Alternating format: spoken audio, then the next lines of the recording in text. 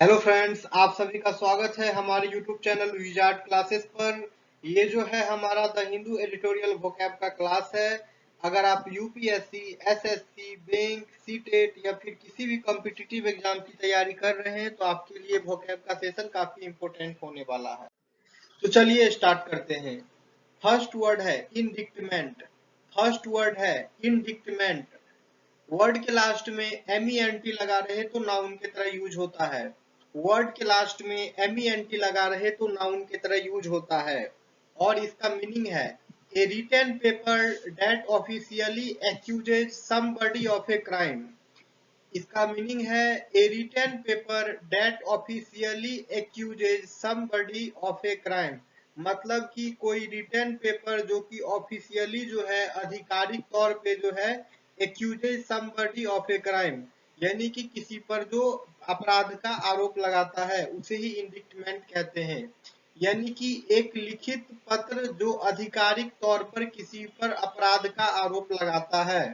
यानी कि एक लिखित पत्र जो आधिकारिक तौर पर किसी पर अपराध का आरोप लगाता है उसे ही इंडिक्टमेंट कहते हैं।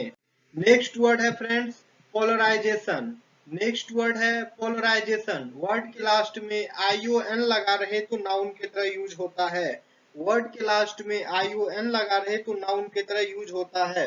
और इसका मीनिंग है the act of dividing something, especially something that contains different people or opinions, into two completely opposing groups। यानी कि the act of dividing something, especially something that contains different people or opinions, into two completely opposing groups। यानी कि किसी चीज को विशेष रूप से ऐसी चीज को जिसमें अलग अलग लोग या राय हो, दो पूर्णतः विरोधी समूह में विभाजित करने की क्रिया, उसे ही पोलराइजेशन कहते हैं। ठीक है, यानी कि दो पूर्णतः विरोधी समूहों में विभाजित करने की क्रिया उसे ही पोलराइजेशन कहते हैं। नेक्स्ट वर्ड है हस मनी। ठीक है, नेक्स्ट वर्ड है हस मनी। ये नाउन की तरह यूज होता है और इसका मीनिंग है money that is given to someone to make them keep something secret. यानी कि money that is given to someone, मतलब कि मनी जो है किसी को दिया गया है to make them keep something secret, ताकि वो कुछ चीज जो है उसे सीक्रेट रख सके। यानी कि किसी को कोई बात जो है सीक्रेट रखने के लिए पैसा देना उसे ही हस मनी कहते हैं। हिंदी में देख लीजिए, वह धन जो किसी को कोई बात गुप्त रखने के लिए दिया जाता है। ठीक है, मतलब कि कोई पैसा दिया जा रहा है, किसी को कोई मनी दिया जा रहा है ताकि कोई चीज को जो है वो सीक्रेट रखे, गुप्त रखे, उसे ही हस मनी कहते हैं। नेक्स्ट वर्ड है फेलनी। ठीक है, नेक्स्ट वर्ड है फेलनी। ये नाउन की तरह यूज होगा। इसका मीनिंग है the act of committing a serious crime such as murder, या फिर एक क्राइम ऑफ दिस टाइप, उसे ही फेलनी कहते हैं। यानी कि the act of committing a serious crime such as murder या फिर एक क्राइम ऑफ दिस टाइप, उसे फेलनी कहते हैं। यानी कि हत्या जैसा घोर अपराध करने की क्रिया या फिर कोई भी घोर अपराध करना उसे ही फेलनी कहते हैं। यानी कि हत्या जैसा घोर अपराध करने की क्रिया या फिर कोई भी घोर अपराध उसे ही फेलनी कहते हैं। नेक्स्ट वर्ड है कॉन्स्पायरेसी। ये नाउन की तरह यूज होता है।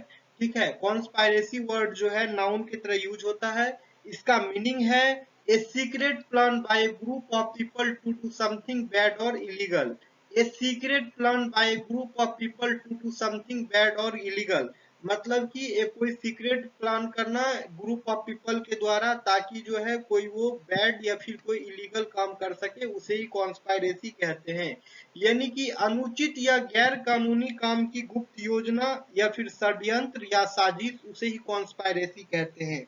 अनुचित या गैर कानूनी काम की गुप्त योजना, षड्यंत्र या फिर साजिश, उसे ही कॉन्स्पायरेसी कहते हैं। नेक्स्ट वर्ड है स्टेम फ्रॉम समथिंग। ये जो है फ्रेजल वर्ब है। ठीक है, स्टेम फ्रॉम समथिंग ये जो है फ्रेजल वर्ब है।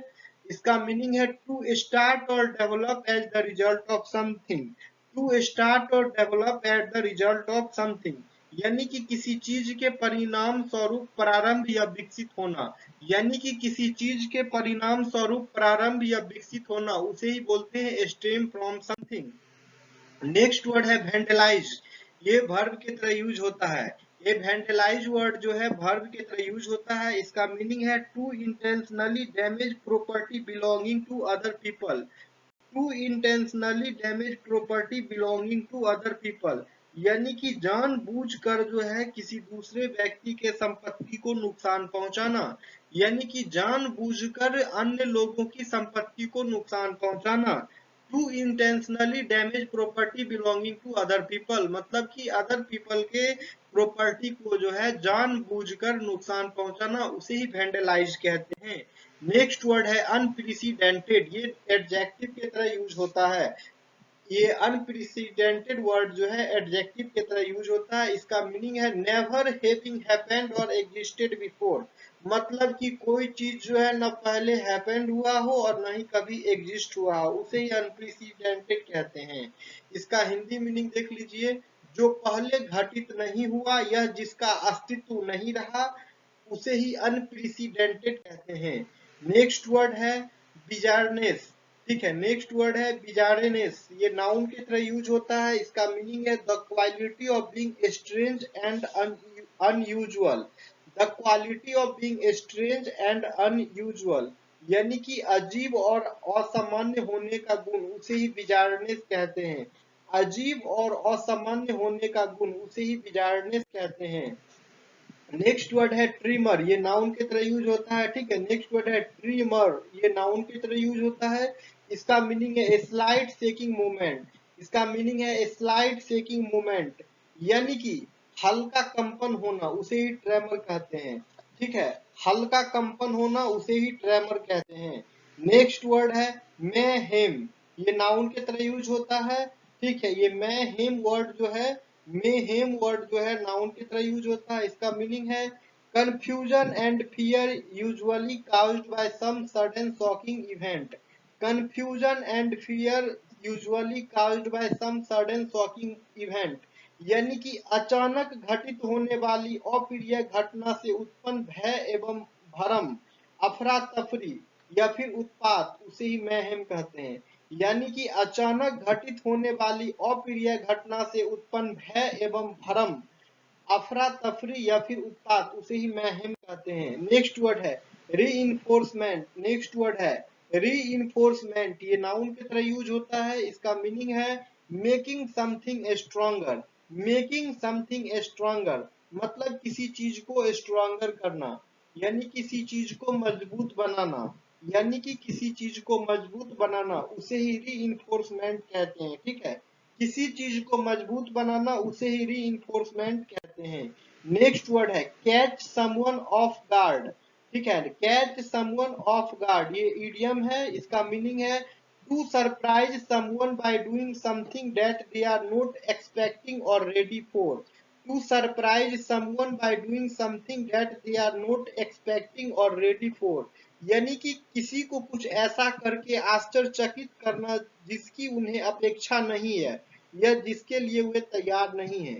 ठीक है, कैच समवन ऑफ गार्ड जो है एक इडियम है। इसका मीनिंग हो जाएगा किसी को कुछ ऐसा करके आश्चर्यचकित करना जिसकी उन्हें अपेक्षा नहीं है या जिसके लिए वे तैयार नहीं है, उसे ही कहते हैं catch someone off guard. Next word है प्रीमीडिएटेड।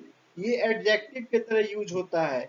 ये प्रीमीडिएटेड वर्ड जो है एडजेक्टिव की तरह यूज होता है। इसका मीनिंग है used about a crime planned in advance. Used about a crime planned in advance, यानी कि अपराध पहले से योजनाबद्ध या फिर नियोजित हो, उसे ही प्रीमीडिएटेड कहते हैं। मतलब कि कोई क्राइम जो पहले से ही प्लान किया गया हो, उसे ही प्रीमीडिएटेड कहते हैं।